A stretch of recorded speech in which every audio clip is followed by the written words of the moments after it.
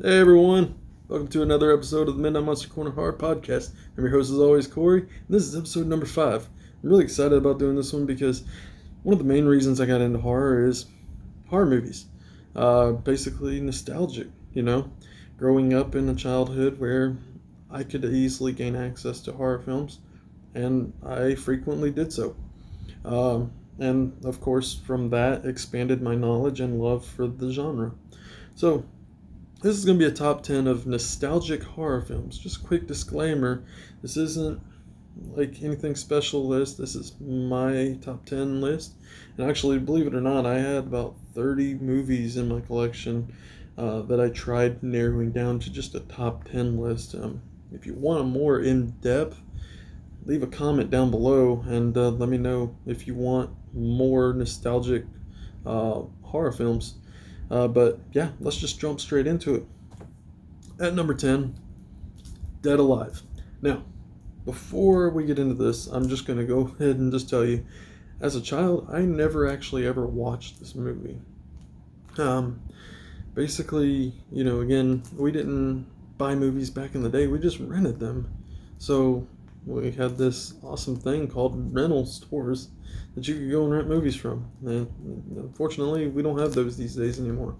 But it was a little place called Movies down the road, and basically the mascot was this cow. It's the best way to explain it, but it was like movies. um, but just going in there, I always saw this on the shelf, and I was like, "That looks interesting. What is that?" And it wasn't until I started collecting horror movies and stuff, and then I realized, "Oh shit, that's the same movie. That's cool. I love this movie, and highly recommend it." Peter Jackson, just awesome. And just a quick tagline from the priest in the movie: "I kick ass for the Lord." It's so insane, but such a great movie. I highly recommend it. Um, Coming in at number 9, Friday the 13th Part 8, Jason Takes Manhattan. This growing up, I did actually sneak a peek when I was growing up. I believe either my mom rented it or somehow or another there was a copy in the house, and I just happened to watch it. I distinctly remember the drowning scene, or not so much the drowning scene, but the scene where he shoves the kid into the water, and they see Jason, and then as a boy in the water, and then I distinctly remember seeing like Jason in a portal, um, and in which when I met Kane Hodder, I actually had him sign that picture. So this was very nostalgic for me. Even though this isn't my favorite Friday the 13th, my favorite Friday the 13th is actually part 3. I just have a secret love for that one. It's a great movie. But nevertheless, I grew up watching this one actually. Alright, number 8, The Lost Boys. Um, Basically, this wasn't the first vampire film that I had ever seen. I'd actually seen Interview with the Vampire first, I believe. Yeah, I believe that was my first vampire movie. But this one holds a special place in my heart as well. Yeah, pretty much just the whole story is phenomenal. I grew up just enjoying the hell out of this movie, um, and just loving this movie. Something about these kids fighting a coven of vampires, that was kick ass when you were a kid and you seen that, so it was awesome. All right. Coming in at number, what was this, 7? Invasion of the Body Snatchers. This was the 1978 version, I believe. Um, yeah, 78. I just remember growing up watching Jurassic Park and, knowing who Jeff Goldblum is, and then, watching The Fly and The Fly 2. I believe I've got both of those. So, but yeah, growing up watching The Fly and The Fly 2, this was distinctly one that I remember seeing, and I was like, hey, there's that same guy. And, loving this movie pretty much ever since. I love a good sci-fi horror, and that's what this delivers.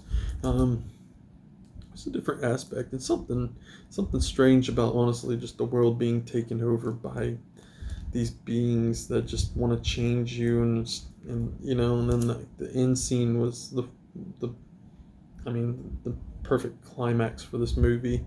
Because you're just unsuspecting, you just don't even see that coming, and it's like mind blown at the end. But great movie, love this movie.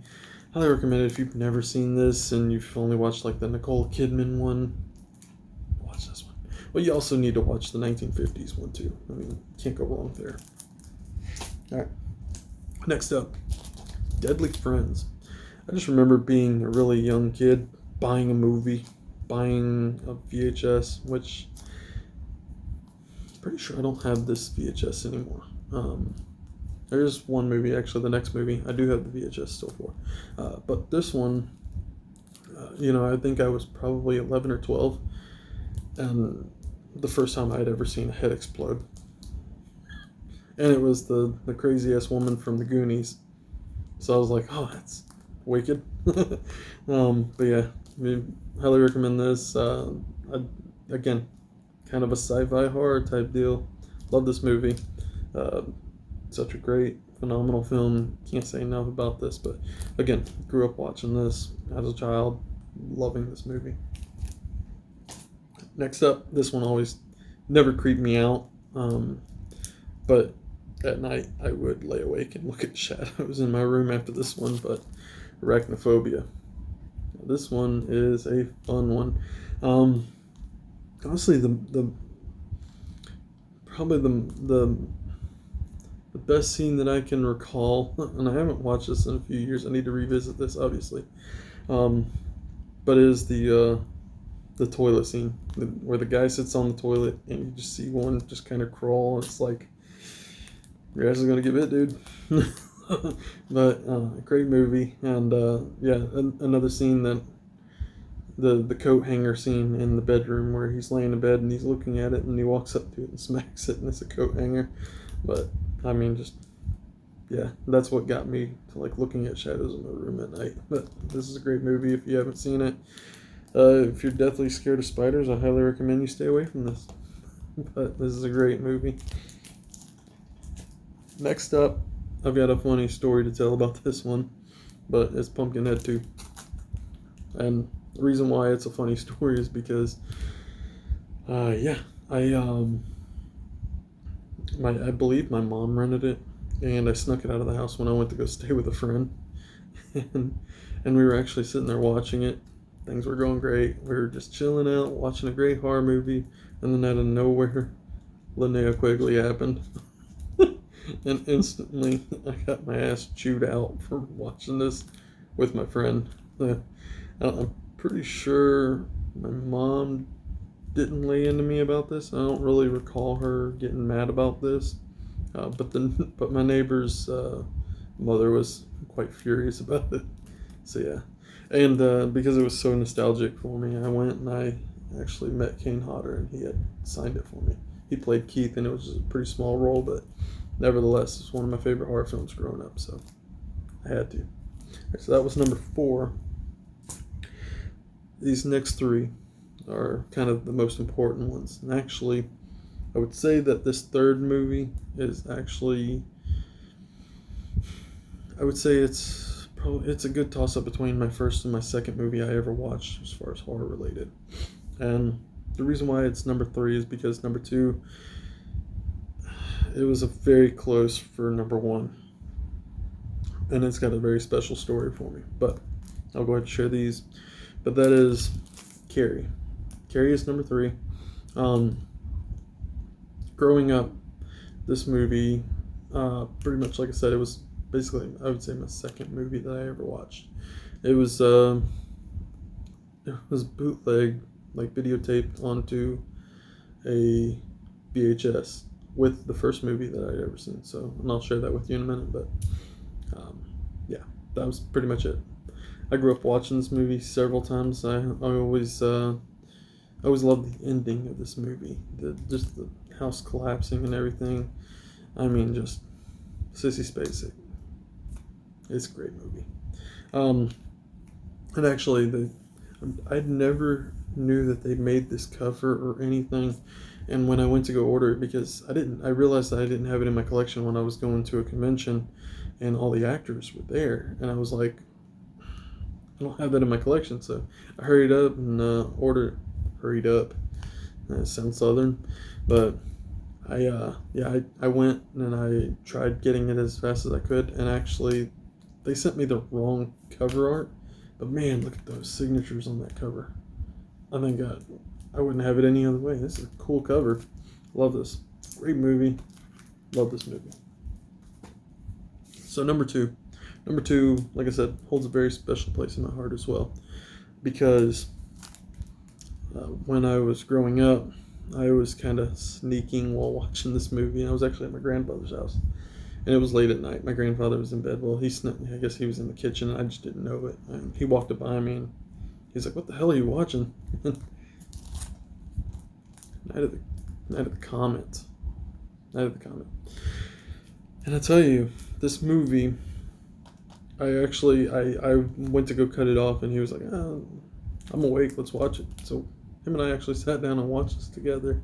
And I would say that was probably my first and only horror film I ever watched with my grandfather. So holds a very dear, special place in my heart. Number two. Number one. Number one is obviously the very first horror film I ever watched. And I love this movie. Pretty much, I think my mom used to just turn it on just to kind of aggravate me or what. But I mean, I remember being scared of the main creature in this movie growing up. And but yeah, he was my monster. But that's 1985, The Return of the Living Dead. This movie, of course, I have a love for it now because this is my film. This is the one that started me on this journey. Pretty much it created me.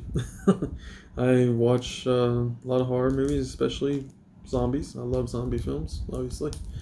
And this one started it all for me. So, yeah, that's basically it on this. This is my go-to film. I make sure that I watch this movie every year. And it's just, it gets better and better every year. I can't say nothing about it bad. This is such a great film. All the characters, all the actresses. What I really love about this movie is the fact that all the actors and actresses pretty much embraced their characters. And what I mean by that is, like, this is growing up in the 80s. This is very 80s punk rock and just, all these, it almost seemed like they literally just picked these kids right up off the street, because they just acted the part, and it was perfect. This movie, I can't say anything bad about it. I love this movie. It's such a great film. And in fact, I really thinking about doing a review on this, an in-depth review on this. I would love to.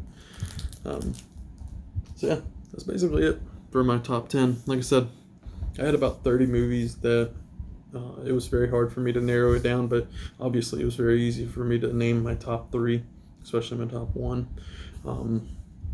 But yeah, if you want to see a review on any of those, or you want to see an in-depth on the rest of my nostalgic films, leave a comment down below. I would love to answer that and do that video for you. I will say that I did get a request from a good pal named Frosty to do a Phantasm review, in which I might end up doing a in-depth review on that one. Not sure, so might be spoilers included. So if you hadn't seen it, then I will leave a disclaimer, obviously, in the title or whatever. But yeah, that's basically going to be it. And also, just wanted to give a quick shout out. Frosty is actually a good buddy of mine that actually pretty much got me into doing these videos. Of course, I had a couple buddies that have been like, do this, but I think ultimately, he sat down with me and we started recording a little bit, and just, we didn't really get the content out there, and finally I just decided to jump in front of the camera and go. So just wanted to give a quick shout out to him, but also he is actually doing another podcast right now called the Loot Bros Podcast. If you love video games and you love listening to people that is very comical, I highly recommend you check them out. It's the Loot Bros Podcast, and they're right here on YouTube. and I'm going to try and leave a link down below if I can in the comment section. I will try that. I'm still kind of new at this YouTube thing, so just bear with me. But they're also on Spotify, Stitcher, I believe, Google Play, SoundCloud, uh, and iTunes, I believe, as well. They're pretty much on all the big ones. Also, you also can check them out on the Facebook group, the Loot Bros Facebook group. I believe it is private, so you'll have to ask. But yeah, they're good stuff. Very knowledgeable if you like video games, and especially horror video games. Especially with the I believe the new Resident Evil. I think they're going to be talking about that. I know recently they have talked about Resident Evil. So go check them out. They're pretty cool. But yeah, that's going to be it. Like I said, if you want to check out any reviews or anything, let me know. I do have another review that I'm going to try and pop in this week. Something I'm really excited about doing. But I just recently watched it, so I will be sending that y'all's way soon. And yeah, look forward to talking to you guys and everything else. So once again, check me out on Facebook group, which is the Midnight Monster Corner podcast Facebook group. Check me out. And then you can also subscribe, like, and share here. And also leave comments. I want to talk to you guys. All right, later.